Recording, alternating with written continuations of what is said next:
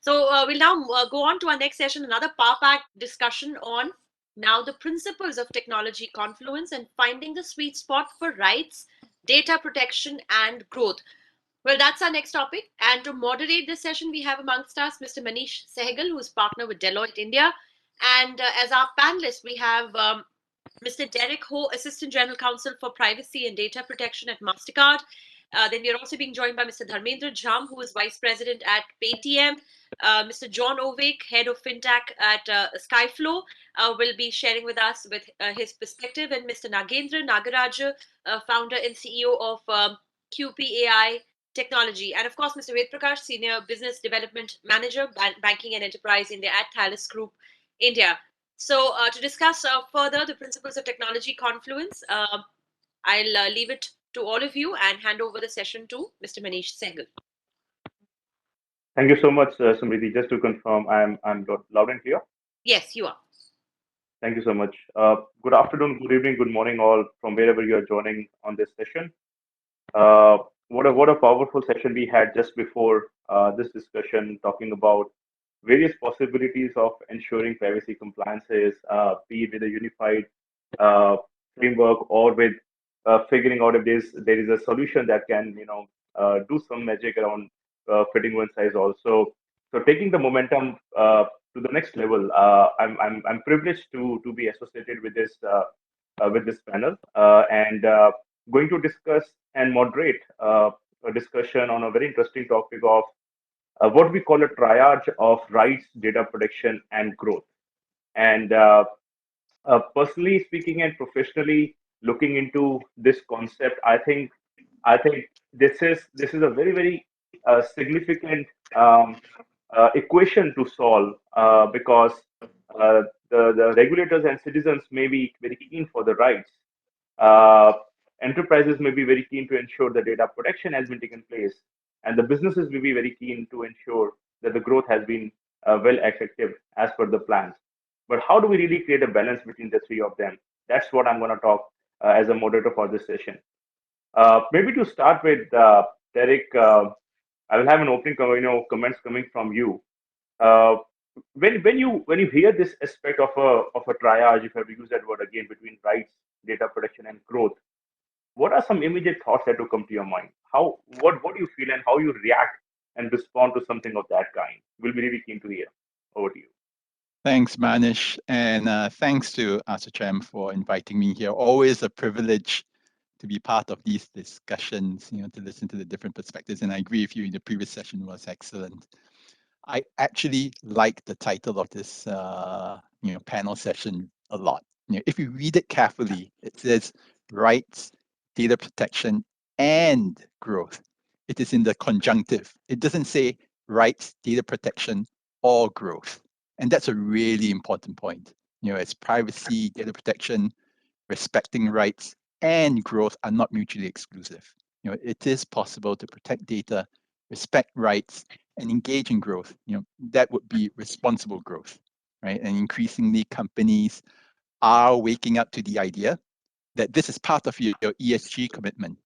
Yeah. And implicit in my view as well is that it should not be growth at all costs. When you think about growth, in that title, it shouldn't be growth at all costs, because ultimately, growth at all costs as an approach has a cost to you, and your organization and broader society, just as we have, seen in the environmental space with rapid urbanization and pollution. And also when we think about it and we flip it on its head, if you don't protect your data and you suffer, let's say, a ransomware attack, which results in your data being encrypted and then deleted, what growth is there left for you if you don't protect it? Yeah. So again, rights is the starting point. Rights, data protection, and growth are not mutually exclusive. And with that starting point in mind, we then quickly come to the question of how can we respect rights? How can we protect data and also grow at the same time? And I think the previous session also did touch on this. But to me, the principle which you should adopt is the accountability principle, and basically putting that into practice. The accountability principle is pretty simple. It says that, and also it's in the PDP bill, the data fiduciary would be responsible for complying with the obligations in the law when personal data is being processed by the fiduciary or on its behalf. Yeah, whether this data is processed, domestically or internationally. It's a very basic principle. It appears in many laws. It appears in the APEC privacy principles, and increasingly a number of privacy regulators are also adopting it. Yeah, it's in their frameworks. And in practice, what does it mean? It means a lot of things, right? It means privacy by design, where you incorporate privacy principles such as data minimization into your product and service design. It means making investments into people, process, and technology. The previous panel did mention that. It means conducting impact assessments, data protection impact assessments to identify the benefits, the risks, and the mitigations to those risks. And it means collaboration between the security, technology, privacy, and data governance teams. And it means also having technologies, privacy enhancing technologies, like say through anonymization, to allow you to innovate using data while still minimizing the privacy risks. And that's all the stuff which an organization does. But at the same time, you also need an open and constructive and collaborative regulator which engages with the different stakeholders to ensure that there is discussion and sharing of best practices. Some of the best privacy regulators out there in the world, do a really good job of public and industry engagement in creating guidelines, right? So that organizations have certainty and are able to proceed to innovate with that certainty. Obviously not an exhaustive list of what you can do, just my thoughts, and I'm really happy to hear what everyone else on this panel thinks about this trifecta of rights, data protection, and growth. Absolutely. Thank you so much, Derek, sharing your experience. I'm sure my fellow panelists will be keen. But before I request any of them to share their thoughts, I think what I really caught from your point, Derek, is that it's a conjunction and it's not an option, right? So it's not that you have to leave something if you have to have adopt something. So I think that's a very bold and italic way of saying "and" in the title per se. So I really caught that, and also the point that you mentioned that in case you're not able to maintain the right data protection, that you may get into some sort of a ransomware or a goodwill attack. Actually, that means you are doing a degrowth, if I have to steal that word from our title, right? So maintaining the right balance is actually a requirement if you have to continue sustaining the business and growing in it. And if you don't do it, you may be on a degrowth path that obviously nobody in the commercial enterprise would be keen. So I think those are really the two very strong takeaways. But I'm sure there's a lot more for us to hear, Derek, from your experience on this topic. I'll open it for the panelists in case anybody has any other thoughts or perspectives to add on their immediate thoughts when you hear the triage of rights, data protection, and growth. The observations of Derek, of course, I would rather add that the data protection will not only complement the other two aspects of in terms of growth, but it will actually fuel the growth. Now, once data is protected with of your customers within your organization, and it is used for the right purposes in a right manner, and there are no leakages of data or unintended leakages or unintended sharing, and customers are well satisfied with the level of data which is maintained, and at the level of abstraction which is maintained, it will reduce the risk of any mishappenings. So all these measures as part of the data protection will actually fuel your customer experience, and will actually fuel further the growth of customer journey and customer number of customers, as well as the business generated by the customers. So this triad is going to really like complement each other and grow the overall ecosystem. Not I would rather say that not only for your organization, but overall for the economy, it will add value. This data protection bill is going to impact in a very significant way to the economic indicators of the country as well. Thank you so much, Dharmendra, for jumping in, and can't agree more on the aspect of compliment. In fact, if I if I just bring a bit of my experience here, Dharmendra, I always feel that data is an asset, but if you don't treat it properly, it can be a big liability. I think that's where the point was mentioned on growth versus degrowth. And at the same time, going back to the point, Dharmendra, that you shared, if you do the things right, it not only helps in the customer confidence, but I think the factor of trust becomes very, very solid, which gives you a customer competitive advantage as an enterprise, which eventually helps you to grow. So I just sort of connecting the dots with the point of view that you brought, and again, thank you so much, Derek and Dharmendra for chiming in. With that, Dharmendra, maybe I'll ask the next question. From you. Uh, what sort of an experiences and learnings you can share when we talk about striking the right balance between the two? You very appropriately complemented the point that Derek shared, but according to you, what are those learnings and experiences to do it? And I'm sure there is nobody who can get the right balance on the day one. It has to be an evolving journey. How do we do it? Any thoughts, any experiences and learnings you may want to share for our listeners?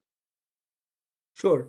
So I'll give you, there are many global examples of the right balances, but I'll take one example of Indian example, which is Government of India's own example. Government of India has a policy of open data policy.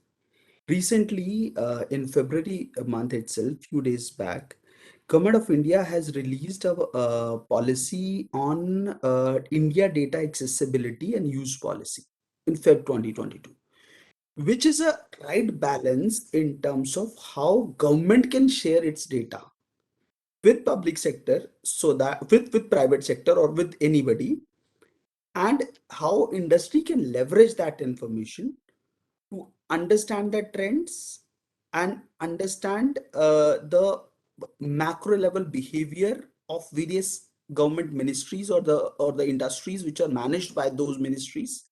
So every of, I think, 55 ministries are sharing their data as part of open data, and they're sharing it in a manner, anonymized manner, that can be leveraged by the industry to design their own strategies or their own plans basis that data, and the level of abstraction which has been provided and the level of use cases which have been provided. This is not going to harm anybody, rather this will fuel the economy with the right set of data. And also, from the value add point for the government, researchers and the industrialist can do the research on that particular data to identify trend and add inputs to the government policy making also.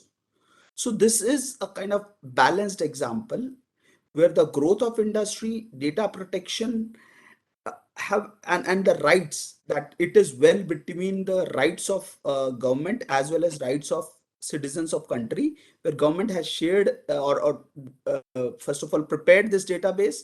Now government is going to revise it further using this policy. So this is a true well implemented example which has been working in India in a balanced way and benefiting the industry. Thank you so much, Dharmendra. I think very well articulated and a point of view that you brought with the regulatory lens. Any more examples specific to commercial enterprises, Dharmendra, that you may want to share? No, see, commercial enterprises, I like to comment that not even commercial, but regulatory aspects, the right balance of data which is being shared by Reserve Bank of India, that is database of Indian economy, DBIE. So which shares the financial services and payments related data with the banking sector, uh, with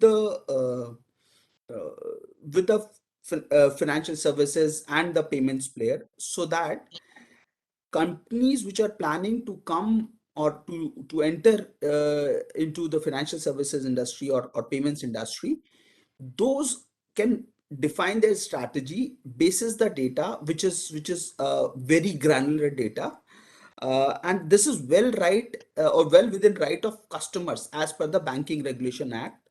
So this is well anonymizes data which is shared with the players, and we as a like Paytm as an organization benefits from that particular data, so that we can evaluate. Like I give an example of QR codes, number of QR codes which are being deployed in India, which is monthly, it is published. Number of point of sales which has been designed or deployed are published. ATM, POS, transactional level data is also shared, and this is well anonymized, so that this is within rights of the customers or merchants, which are whose data it is. So and it so the data is protected within rights, and it is adding growth to the financial services and the payments industry, which we all are aware that fintech is one of the largest or the fastest growing sector of the country. This is a use case of this triad that we can see from the private sector, from Paytm's view. I can say that. Over to you. So, Awesome. Thank you. just Thank to you so add much. to Mr. Please go ahead, Dharmendra, Dr. Narendra. yeah, just to add to Mr. Dharmendra's things, this is on government, really, or the institutions seeing the data. But if you look at the enterprise setup, you have a vendor and you have customer and you have an enterprise. Okay, so there actually comes the sharing of data with vendors, and so they're actually having some kind of the kind of production what we have will be entirely different than what is explained on the public data. Okay, where we can share the financial data and all. There will be like more like an enterprise data that has to be shared with vendor. So in that case, the balanced approach of how much to share to actually fuel the innovation. Like for example, if you have a production data or maybe you have a factory data. So most of the project I worked on AI and deployment of some of this digitization or digital transformation kind of thing, you will face a lot of walls about getting the data to actually digitize it. That's the first thing. Okay, so the enterprise data itself is something a lot of these enterprises has to think about how much to share to actually enable the growth. As Derek has pointed out, the sharing actually will enable, and even Mr. Dharmendra has pointed out that sharing actually enables the growth. There is none better example than digitization in the enterprise level. Like for example, if you have factory data, how much enterprise is willing to share those data to actually fuel the growth or digitization of the factories. Okay, so that is something enterprise has to think on the other side of the world, on the commercial side of the world. Thank you. Thank you, Dr. Narendra. Any other panelists may want to jump in and share some thoughts? I think, hi guys, Bjorn here with Skyflow. I think a lot of it comes down to who is the user of the data and what data do they need to perform their task. And then giving them, access to that data in the format they need. So, a good example of this is somebody needs to run analytics in Snowflake. Do they need to have the full stack of consumer PII data to run their analytic models in Snowflake? And the answer is no. Versus looking at a fraud team that is tracking down bad guys and they identify somebody that they need to track down. In that case, that fraud analyst needs to have the full PII data set for them to perform their job. So it's really looking again at who is the user of the data, what tasks are they trying to perform, and then giving them the access in a controlled manner to that data is an approach that I think is very valuable when you look at sensitive data across a company's ecosystem. Well said. Vic, hi everyone. Just to continue and add on to what has been said, I think I would also like to just bring on a perspective where the recent data breaches which are continuously rising, you will be surprised to know, and most of us would be aware, that average cost of a breach for an Indian company is roughly coming to 17 crores last year. And it has rose to more than 20% from the year 2020. And what is the impact of these data breaches primarily? These breaches exposing the PII data, as we just called it out, which has these names, email ID, passwords, your healthcare data, your financial data in some cases. And all this sensitive and financial information at the end goes into the dark web forums that further leads to these identity theft frauds or the phishing attacks or the new kind of growing ransomware attacks and so on. So needless to say, securing the PII data has become the number one prerogative for all the organizations who are dealing with it. And at the same time, you also need to prove to the auditors and regulators that you maintain the control and security of this data and meet the broad range of compliance requirements that works in your sector. Well said. Well said. Thank you so much, Ved and Bjorn and Dr. Narendra. And I think I'll just take a clue from what Dr. Nagendra had mentioned with respect to digitization, and Bjorn, maybe something you may want to jump in. So digitization has given a lot of push to come up with hybrid strategies when it talks about having cloud adoption as well as on-prem solutions. And going to the point that Derek and Dharmendra had mentioned, that it is important to stand the right equilibrium between these three edges of a triarch, but with the added complexity of infrastructure and data on-prem as well as on cloud, do you think it adds to the complexity, and do you think it adds to the state of effort which are required just because of the hybrid way of working? Any perspectives you may want to put across? It's funny. I was talking to a bank yesterday in Western Europe that has sensitive data, PII data, and card data and ACH data sitting in 111 different applications inside of their organization. And they brought in a new data security team because they have a problem. And when you look at this, it's sitting across on-prem databases. It's sitting in their cloud environment, and it's also sitting in a number of their SaaS applications. And they don't have control of this data, which is a challenge and something that they're going to go after. I think let's paint a picture of what this model looks like between as companies are going on-prem to cloud or on-prem to different SaaS applications. How different ways to evaluate and get a handle on that. And then also I'll share a little bit about our approach to Skyflow's approach to this. And as folks are starting this migration, it's becoming more difficult to manage that sensitive data and use it, more importantly. Not only now is the data more spread out across different databases and applications, but organizations now need a way to manage this data access down to the granular level, down to their users. And that's not just in one database. Again, it's on-prem data, it's cloud data, and it's SaaS application data, which is a challenge. As the data becomes fragmented, the organizations quickly, get caught in this trap of just putting patchwork together to try to patch holes where access to this data by, bad users or bad actors in those vulnerabilities. And it's, the sinking ship where you're putting fingers in it all day long, as they're trying to come up with a comprehensive strategy to go about this. So now the question is, how do they develop a strategy, and what's the approach to do that? And what we like to do is recommend a three-pronged approach.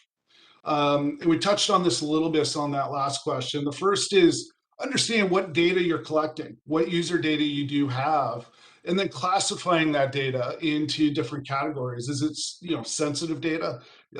Is it data that's not as sensitive? And then more importantly, identifying what needs to have extra secure handling around it. So that's number one. Number two then is, once it's classified, understand where that data is being stored across your environments. And again, looking at those classifications of super sensitive data and not, and identifying that. And then the third prong of this is really understand what is the use of the data, both upstream and downstream. And who are the users and what are they using that for, similar to what we talked about earlier. And that's the first step, in my opinion, of what needs to happen with this new environment, on-prem, cloud, and SaaS, to just get a handle on the data you have and how that data is being stored, the sensitivity of the data, and then lastly, how that data is being used. Again, going back to the title of this panel, to foster growth. At Skyflow, we we've studied the industry and really looked at 2 or 3 different companies and the way that they're handling their most sensitive data. So we did a deep dive on Apple and Netflix, 2 of the industry leaders that really, you know, put their flag in the ground about protecting their consumer data.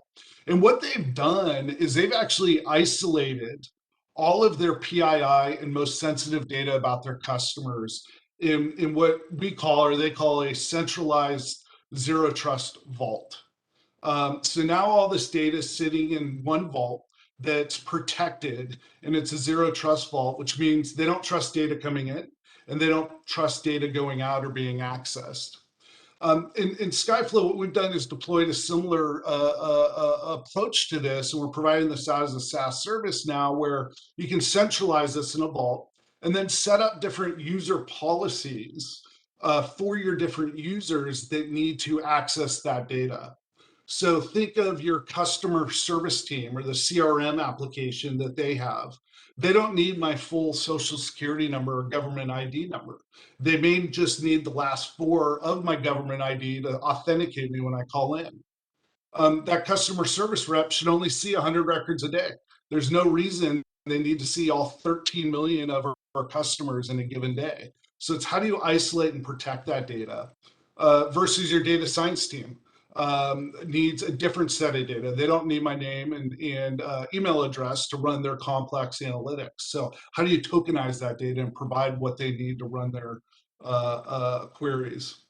And by deploying this model, what we've seen is Apple and Netflix have been successful to centralize this data and use it both in their on-prem ecosystem, their cloud providers, as well as their SaaS applications. And this is an approach that we're seeing more and more happening, but it's super hard to go about and undertake in a super fragmented environment, such as the one with 111 different applications that have the data. But I think this is the model of the future and where we need to go. Thank you so much, Bjorn.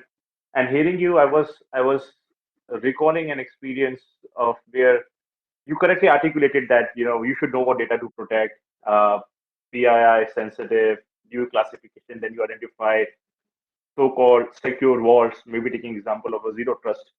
And one of the basic learnings that I had from few of the engagements that we did was that the basic data hygiene itself is a big problem. Even knowing what data we have as an enterprise is a big question mark. Forget about storing them in a secure place, because you, even before you do that, as you said, that you need to understand what data you have, and just this exercise of knowing what data I have, it's one of the basic principles that if enterprises start adopting, they may even start getting rid of some data, because they may realize that they have so much of a data that it may just not be required.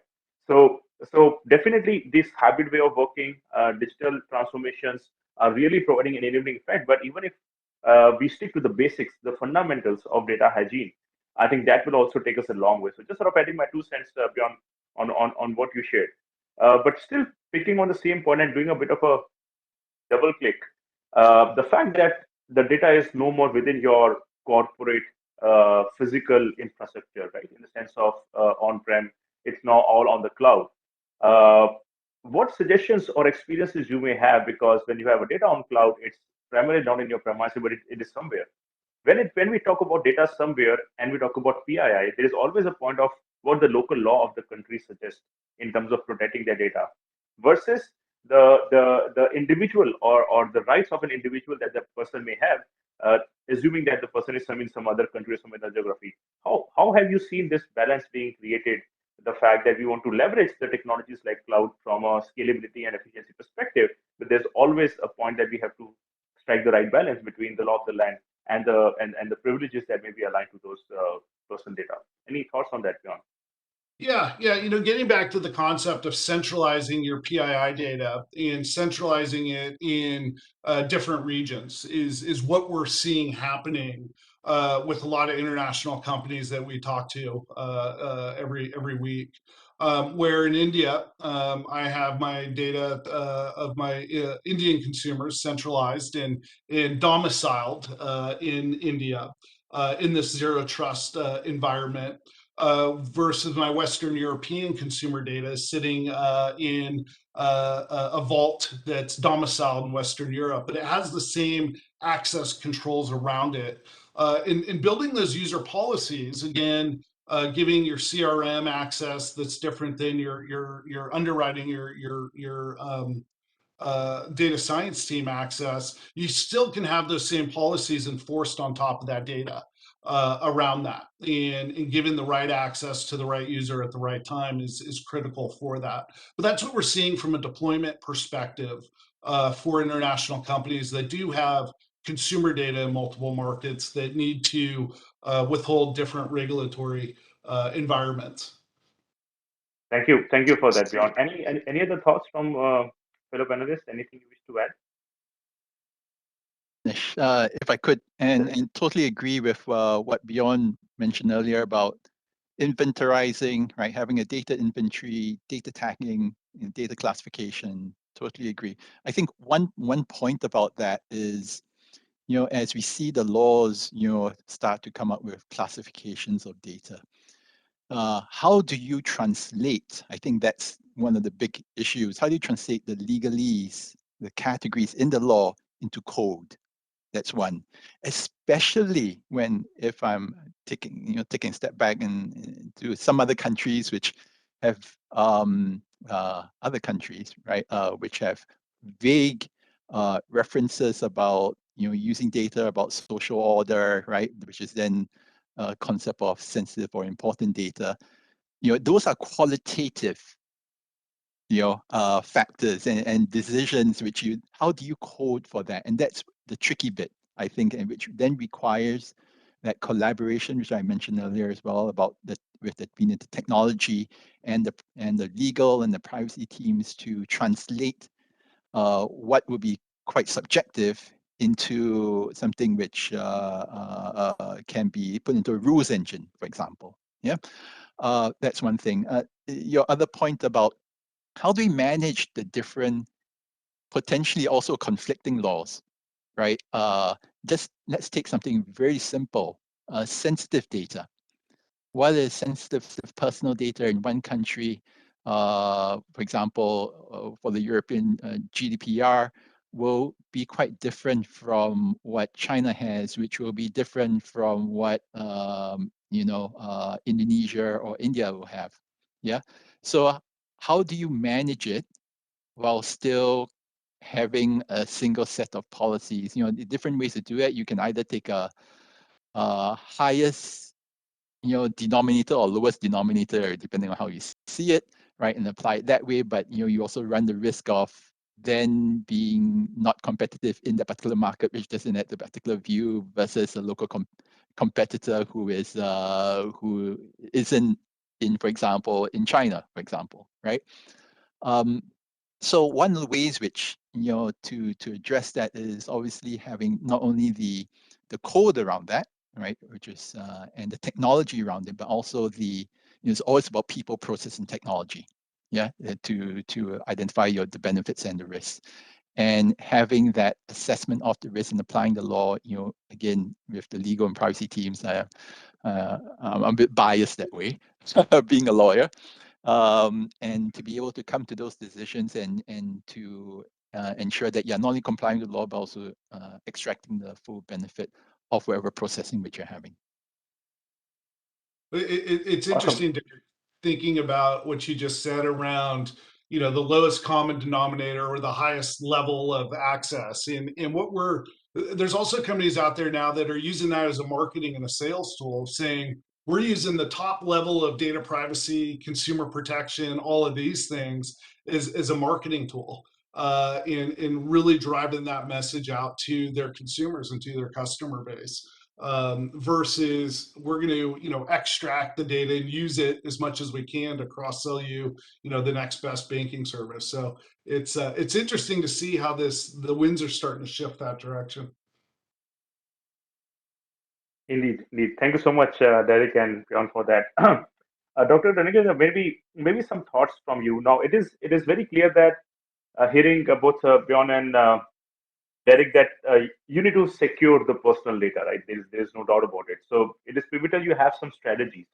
of how you want to secure the personal data. Uh, but how about, I mean, what would be your suggestions as do's and don'ts when enterprises think about designing and implementing such strategies, especially on a hybrid sort of infrastructure on-prem and cloud, keeping in mind the protection of data? Any thoughts on that? Yes, I can bet on that one. One thing is that most of the cybersecurity or the security innovations that's going to happen will happen in this area. The reason I say this is we are working on in Cupai Cloud. We are working on something as collaborative cloud computing. So this is all about enterprise. See what the vision of the future is going to be is like most of the things will be collaborative. Okay, so this is where the sharing of enterprise data comes into picture. Say for example, if you are an on-prem deployment, it's not only your data, but your customer data. Like for example, you can be a big equipment maker, and you will have your customers as big oil and gas industry or maybe mining industry. Those data will be with you, and then you have your vendor who may require not only your data but your customer data as well, right? So that is the thing that has to be protected well when we do the collaboration. And now coming to what can happen on the cloud is today the cloud is if you look at most of this cloud which is their top three: AWS, GCP, and Azure. So these are all service-oriented architecture. There is no room for collaboration in that. Okay, like it doesn't allow just like four of the companies come together on the cloud. There's no template there. That's what we are inventing in Kubai Cloud. So now your enterprise data is exposed on the cloud because the collaboration can happen at scale on the cloud rather than on your on-premise. Because on-premises, it's your premises and you have your data. And if you have an equal enterprise size, they all want to come on the common ground, and that is cloud. And that is not a cloud what we are seeing today. That is like a cloud of a future which will be more collaborative, and there the strategies has to be implemented to protect your enterprise data. So obviously, like some of the strategies, like if maybe your customer data is selectively shared, or you have on-prem data to process your own process your own the part of the project you want to do yourself. And then when you want to collaborate with others, what we have is this data can be this collaborative data can be actually shared in such a way that it is that the scope of collaboration only. Okay, so that is one strategy we can adopt. And I would say that big don't is don't share. If it is a customer data, it's too much of liability for any collaboration, and that is something you have to do, and you have to collaborate on the things which is on the common working of the project. Okay, so the big don't is on your enterprise customer data. I think nobody will share. To just give an example, we have one of this platform, the AI platform, which actually requires a lot of data to actually build up a model for an enterprise. And we completely deployed this on-prem. Today, you have other AI platform like SageMaker from AWS, and you have Azure, Azure AI, and GCP. There is a Google AI. Okay, so people don't want to readily go get onto this platform which is on the cloud because they don't want to upload terabytes of data on the cloud. Okay, and something they want to do it on-prem itself. Okay, so there they want some of these tools which is really on-prem, which can process on-prem, and they don't need to send out a huge amount of data to the cloud. Okay, that is one thing. That is where you can send a data which is of a few gigabytes or maybe tens of gigabytes on the cloud for really project processing. But then when it comes to terabytes of data, say for example, you have complete enterprise data on all the missions. Okay, that's a time series data. And when you collect that, either you have an option to form the data lake on the cloud or data lake on-prem. Okay, so when you form the data lake on the cloud, what happens is you have to upload all this data to the cloud. It's like hundreds of gigabytes of data. So that is something which nobody wants to do. Like big enterprises just don't want to do. So those data will be on-prem, and if there is a data like you have processed some data, okay, and your vendor wants it to give you a service on the data, right? So those kind of data can be uploaded onto the cloud, okay, easily. And today that's happening. And there are very few companies which really want to upload this, their proprietary and their customer proprietary data onto the cloud. That is one thing. Second dimension is more than enterprise. There are other things, the innovative thing can happen in collaboration on the cloud. Like for example, drug discovery. Okay, so if you want to come up with some of the drugs quickly, it can be like 3 or 4 of these firms collaborating on the cloud and coming up with drug discovery. And that is some innovation that we are trying to do with a framework called DSD, Digital Health Data Exchange, where we are using quantum compute to encrypt the patient's data, and they can collaborate on the encrypted data and come up with some of these drugs. That is very important. So that there again, it's like on-prem and cloud. Do and don'ts is like you need to have as secure as quantum security. Actually, we have HIPAA standard which specifies some of the security thing that we have to take measure when we use patient data that on the cloud. Okay? So hospitals can use, or the institution can use to in their on-prem, and they can do something on the data. But when they collaborate or when they send it to the cloud, it has to be anonymous. There are certain things that we have to do. We have to take care of security at the storage and security at the transmission and the security at the processing. So we straightforward what we are saying is, okay, the best way to do this is make sure it's quantum secure. Okay, so especially healthcare data, and there are other things like you will have the manufacturing data, manufacturing of high value equipment like flights and maybe even the defense part of thing. That can also go to cloud as long as that is a private cloud and it is quantum secured. Okay, so one is the enterprise, a normal enterprise which has an enterprise data, and that is where you have your core competency. That is something which cannot be put on the cloud for collaboration. Something which you can share with your vendor can be put on the cloud. The second thing is a healthcare data which has a standards by itself. What can that can go on the cloud and what can be on prem. Okay, and third thing is your the high value manufacturing data, right? So that again, you have to. It's inevitable that if it is inevitable that it has to go on the cloud, it has to be very very secure, and we would suggest that it should be quantum secure in future. Okay, so these are some of the things that we have to be mindful of when we use the hybrid architecture, like hybrid cloud. Okay, so hybrid cloud is a $1 trillion industry, and a lot of this company, most of the enterprise will be on the hybrid cloud. And how do we protect the data is very very important strategy. And I would say that, as I said, I started with a sentence saying that most of the secure, innovations in the cyber security and data protection will happen in this hybrid cloud data sharing. That is a key area for future innovation, and that is where we are seeing that the biggest application of quantum security will come into picture. Yeah, this is my 2 cents on this. Awesome. Thank you for that, Dr. Nagin. I think quite a insightful perspectives you have put across on the quantum security, the point of view that you brought in, and I think it's again about ensuring what the industry requirements are, the standards that you talked about, and Yeah. I think even in the previous session, a point of view was put across how descriptive can those be for companies to start adopting it, and I think you have put it beautifully. Before I move to the next theme or next point, any other perspective, please, Harminder, go ahead. Another perspective to this, that descriptive is for the organization for our internal policies, but for customer facing platforms, it becomes a kind of very major responsibility for customer facing platform to make customers aware about the value of the data protection or value of their data itself.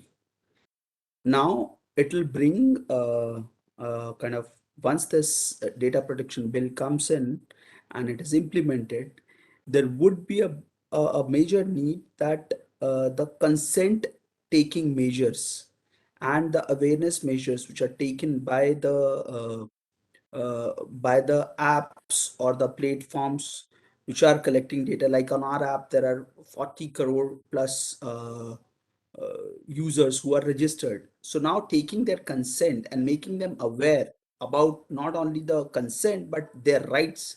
Right. I give an example like rights of data deletion, rights of that their data is being shared, or if we are planning to share, or we are localizing their data or not, or where are we storing their data. So all those are required to be made aware in a comprehensive manner so that the customer takes, first of all, understands their rights and takes the right decision in terms of providing consent to the data fiduciary or the data owning platforms. So this is something which is going to be very, very critical. We have seen this in terms of payments industry when Paytm was working and at the initial level, generating awareness about QR codes, about scanning a QR code. The way we have traversed the journey of digital payments, I think that will be really important that in data protection journey from the consumer perspective, the consumer facing platforms would be required to play a major role in terms of spreading awareness.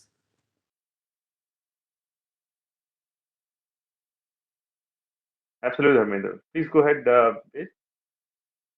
Yeah, thanks, Manish. And I'm really delighted to hear the views from John and Dr. Nagendra primarily on the areas that really is something which we are seeing really being implemented when it comes to the Indian context, primarily from the UIDAI, when which started this initiative of centralizing the Aadhaar numbers, which is corresponding to the social security number from the counterparts in Europe and US. That's where Aadhaar Data Vault became a mandatory implementation across the organizations who had a mandate of using this or storing this for extending any of the government benefit transfer services. Coming back to the point of, and that relates to what John already said of a zero trust security vault.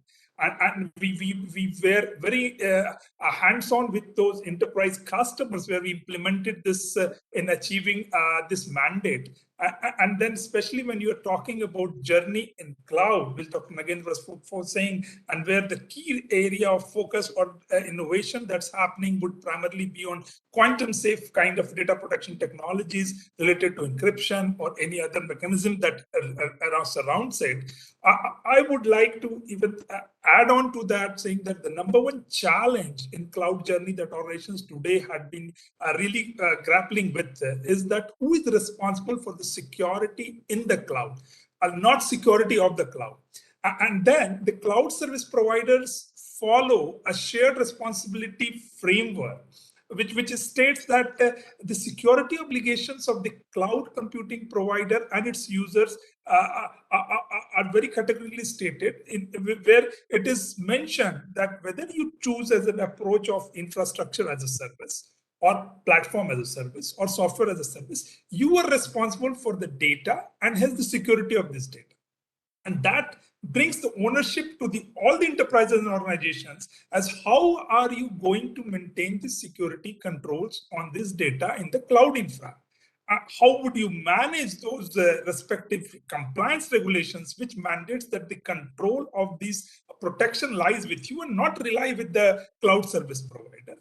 And encryption being one of the fundamental technologies, I would say, last line of defense that acts on the data itself and helps you to achieve or fulfill a lot of data protection kind of initiatives within the organization, especially when it comes to PII data. Cloud service provider offers you the native encryption or the encryption key management service. But again, the functional problem with this cloud service provider that comes is, number one, your encryption key visibility. Because cloud service provider portals provide you a limited key visibility or the management or the access by their users or their privileged users. Hence that's a big gray area. Second point that brings is the data loss risk because of the insufficient authorization control or the DR services to ensure that keys are not accidentally or intentionally deleted. Then you also want to avoid today the vendor lock-in. Go into a multi-cloud environment scenario, no customer wants to get logged in with specific cloud service provider.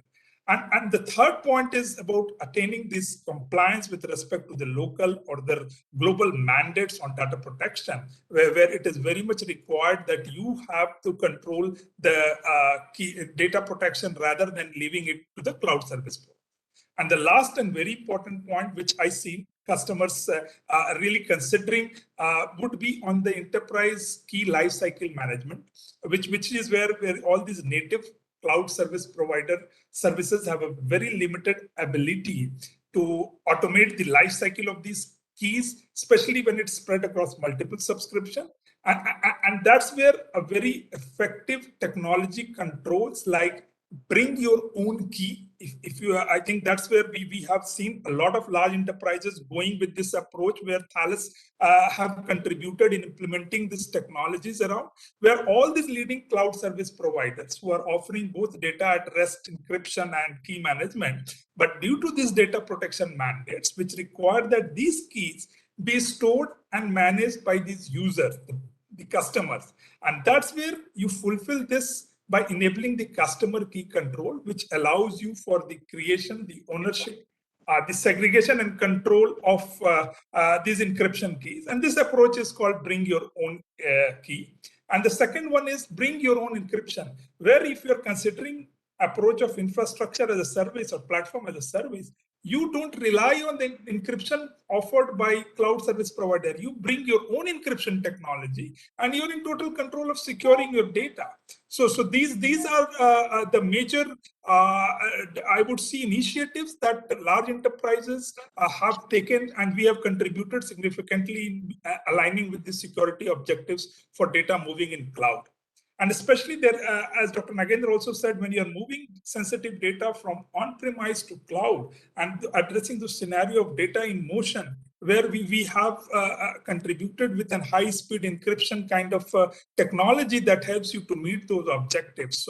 So I very well agree that I think these are the relevant requirement areas that needs to be addressed in the data protection in cloud or multi-cloud environment that comes in discussion today. Yeah, Manish. Thank you so much, Ved, for adding to it, and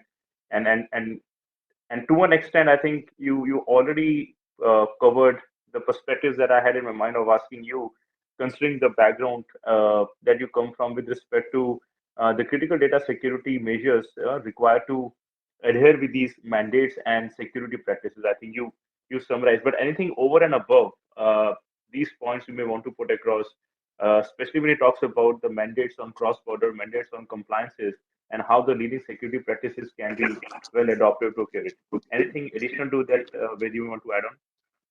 So see, one very basic or fundamental point that comes to my mind that any security measures, whether it is for protecting your networks, systems, and data, should be supporting a very fundamental requirement of ensuring confidentiality, integrity, and availability of the data to the users.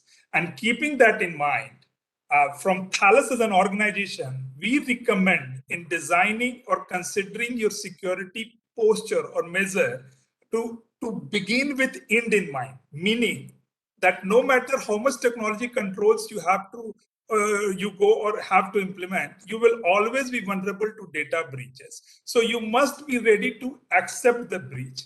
That means that there is no concept of a perimeter security anymore. You need to focus on protecting what matters, where it matters, which brings us the data is your new parameter. And then most important is secure the breach. How do you design your controls to secure the breach, which means attach security to the data and the applications. And then the key data protection technology that comes in play out here when you attach security to data are data encryption, which is considered to be the last line of defense, tokenization, you have data masking, and more important, when you go for technology like encryption, the risks are mitigated to the encryption keys.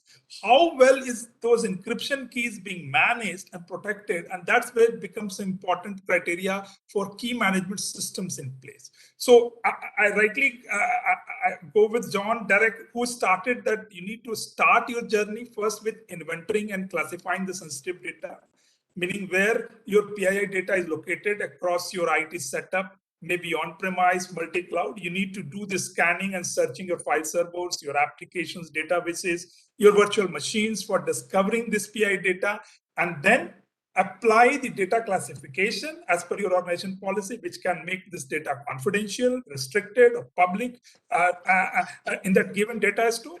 And then you apply these risk mitigation controls, and where the controls, like I called it out, helps you to protect both structured and unstructured data, whether within your database, outside the database, without making your application or IT changes. So a very key point that I have seen is by designing these controls, you need to have one thing which you need to decouple the keys from the data sets, meaning that your encryption keys should always be segregated and separately managed from application owners in a certified key management system. And that's one of the key areas that organization needs to consider when you're designing overall, I would say, a measure or a strategy to fulfill your centralized key management for both on-premise as well as for data moving in cloud. So that's the summary that we go ahead as a suggestion as a high security assurance provider for meeting the data protection mandates for the organization. Thank you, Ved. And I believe you are pretty much on the time. And just to summarize, I think it has been a very wonderful, interactive, and insightful approximately an hour of a panel discussion we had, starting with Derek, where he very well conveyed it's about a conjunction and not an option between these three triads, and then beautifully covered and the balance that Dharmendra had brought out in terms of what the regulatories are doing, which helps in the economical uplift.